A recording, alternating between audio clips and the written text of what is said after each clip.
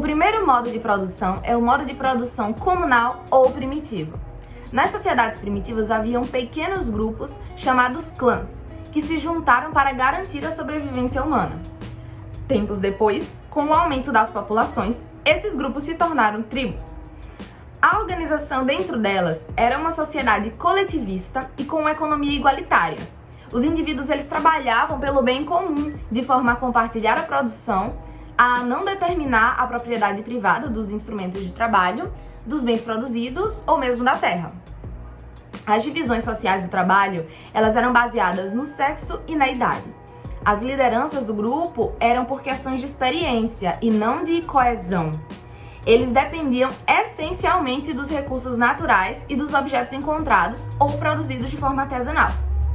Pela limitada complexidade da produção e organização social, e pela forma como a constituição material da sociedade se define, se nomeia esse modo de produção como comunal ou primitivo, que tem o seu fim quando alguns grupos humanos acabaram achando que as suas funções sociais eram mais importantes que a de outros.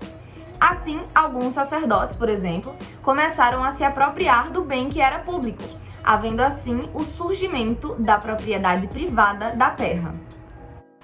Asiático.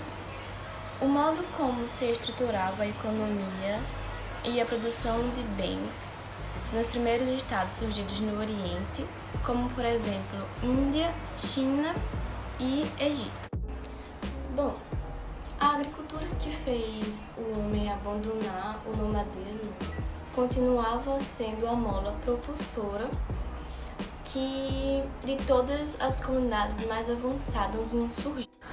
Mas agora que eram responsáveis pelos cultivos eram comunidades de camponeses presos à terra, que não podiam abandonar seu local de trabalho e viviam sob um regime de servidão coletiva, ou seja, eles eram responsáveis pelas últimas análises, pelo sustento de todo um estado, já sofriam sob um regime de exploração de alguém que conseguiu arregimentar o poder através das forças. No modo de trabalho escravista, temos os escravos como objetos, ferramentas de trabalho, que como animais trabalhavam duro sem receber absolutamente nada fora comida e um local nada adequado para dormir em troca. Normalmente, um pequeno grupo de senhores, uma parcela seleta da população, explorava e possuía diversos escravos. E os escravos, mesmo produzindo absolutamente tudo, com nada ficavam. Era tudo dos seus senhores. E esse modo de produção foi marcado pela dominação e a sujeição. Já o modo de produção feudal eram os camponeses que faziam a base da economia. Eles que plantavam, colhiam e trabalhavam com tudo. Mas, como as terras que eles moravam e trabalhavam não os pertenciam, eles tinham que pagar exorbitantes impostos aos senhores feudais, que eram os donos de terra e que, em hipótese alguma, queriam vender essas terras para os camponeses, pois eles viviam, basicamente, de impostos, sem precisar fazer absolutamente nada. Como é que funcionavam esses impostos? Já que dinheiro não era uma coisa que rolava muito lá dentro. Bom, nós tínhamos os camponeses que produziam, vamos dizer, 10 sacas de milho. E eles tinham que pagar, 70% do que eles produziram para o senhor feudal. De resto, eles tinham que se alimentar seus animais e fazer o comércio, que funcionava com essa sobra do que eles pagavam e consumiam.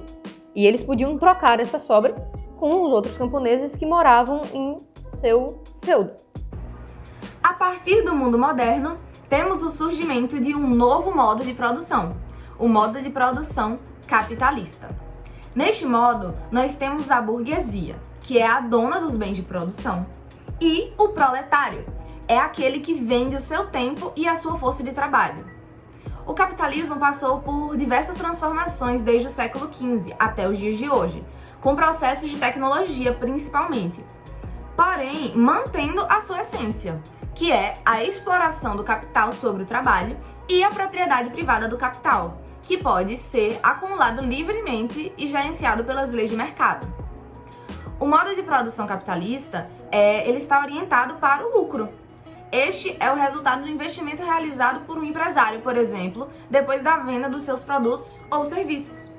No capitalismo, o motor das relações produtivas e sociais é o dinheiro.